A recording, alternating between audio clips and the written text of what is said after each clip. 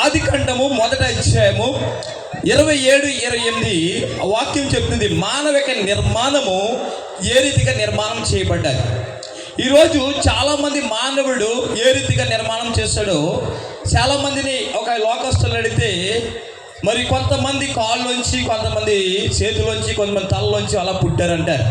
కానీ దేవుడు ఆ రీతిగా నిర్మాణం చేయలేదు.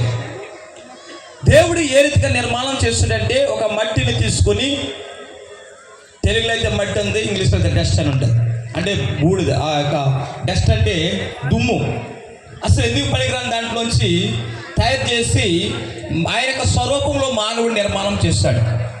నిర్మాణం చేసిన తర్వాత నరుడి యొక్క నిర్మాణం చూసి సంతోషించి ఆ యొక్క నరుడి యొక్క నాసిక రంధ్రంలో జీవవాయువు ఊదినప్పుడు నరుడు జీవాత్మయును. అప్పుడు దేవుడు ఆస్వాదించాడు. 28వ వచనము ఒకవేళ తీగలను మరి ఎవరంటే చదవండి.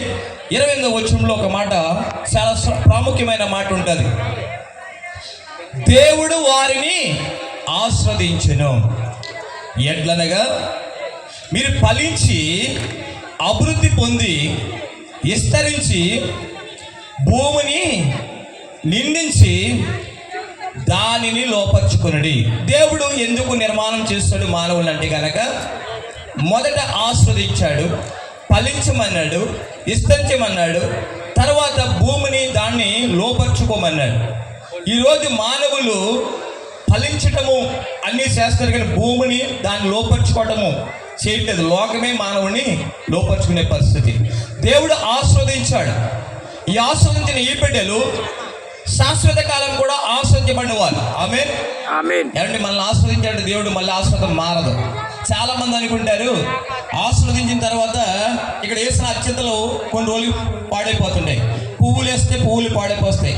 ఆ అత్యంతలు అంటే అర్థం తెలిసిన వారు అవి వేయరు. ఎందుకు చెప్పిన, అక్షంతలు అనగా అక్షయమైనది, అంటే శాశ్వత కాలము ఉండే ఆస్వాదం ఏదైనా ఉందంటే పరిపూర్ణ హృదయంతో, పరిశుద్ధమైన హృదయంతో, మంచి నిండు మనసుతో నీ చెయ్యట్టి ఆస్వాదించిన ఆస్వాదము అది అక్షయమైనది, ఎప్పుడు కూడా నిలిచుండేది.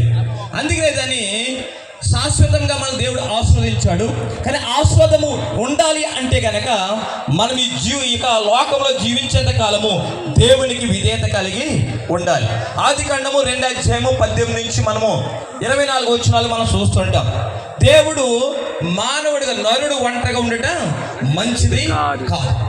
ఏంటండి, నరుడు ఒంటరిగా ఉండట మంచిది కాదు.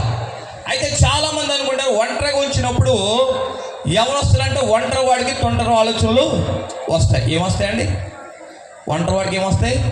యవనస్తులు చూడండి, ఒంటరిగా